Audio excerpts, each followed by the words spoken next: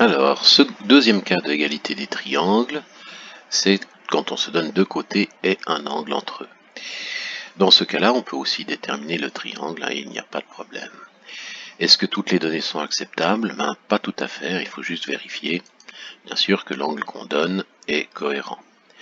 C'est-à-dire qu'il faut que l'angle alpha, par ici, soit entre 0 et pi, et si alpha est égal à 0 ou à pi, on obtient un triangle dégénéré, comme ceci. Deux triangles dégénérés possibles. Mais par contre, quelles que soient les longueurs positives de B et C, on aura toujours une solution, il n'y a pas de problème. Alors, pour résoudre ce triangle, c'est assez facile. Qu'est-ce qui nous manque d'abord? Il nous manque le côté A, puis l'angle en bêta, et l'angle bêta et l'angle gamma. Alors, la première chose à résoudre, je pense que c'est le côté A. Tout est prêt ici pour appliquer la loi des cosinus, donc on va le faire. Par la loi des cosinus, A carré, c'est B carré plus C carré moins 2BC cos alpha. On remplace par les valeurs qui sont données. On remplace B carré par ce qu'il est, A carré, B carré C carré moins 2BC cos alpha. Ici j'ai mis les angles en degrés pour que ce soit plus visible.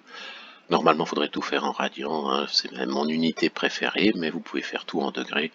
Là j'ai tout mis en degrés, ici 1 radian 57,3 degrés. On obtient donc A carré qui est 10,25.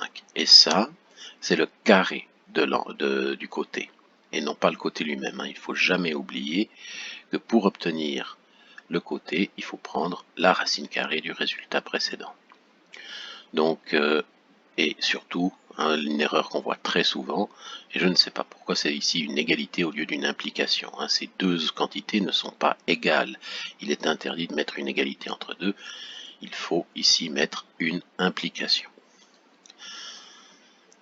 Une fois qu'on connaît A, ici, on se retrouve en fait dans le cas précédent, donc il nous suffit de déterminer encore un angle.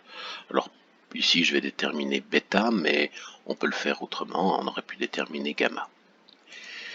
Alors pour déterminer bêta, on a la loi des cosinus, du cosinus aussi qui est ici, sous sa deuxième forme, où on donne en fait le rapport trigonométrique de bêta cos bêta. Et ça nous permet donc, cette loi c'est cos bêta c'est A carré plus C carré moins B carré sur 2AC.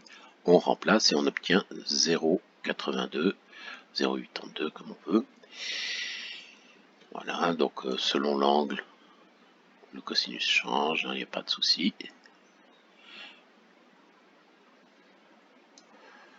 Et il sera plus sensible à C ici, ou à B. Alors, on obtient ici le rapport trigonométrique cosinus, et c'est exclusivement donc le cosinus de l'angle. Donc c'est pas l'angle lui-même, ne pas confondre. On prend l'arc cosinus pour trouver bêta, et on trouve l'angle ici 33,46, pas de souci. Cet angle bêta, bien sûr, ça c'est un angle, ça c'est un rapport trigonométrique, donc pas d'égalité à nouveau, ici c'est une implication. Maintenant qu'on connaît alpha, bêta, et on connaît ABC, il reste juste gamma à déterminer. Pour ça, on sait que la somme des angles vaut pi.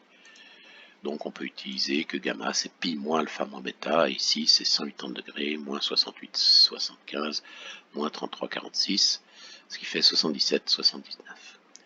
Voilà, et puis on peut s'amuser à changer toutes les valeurs que l'on veut. Si on prend un angle plus particulier, prenons un angle comme ça, un angle obtus.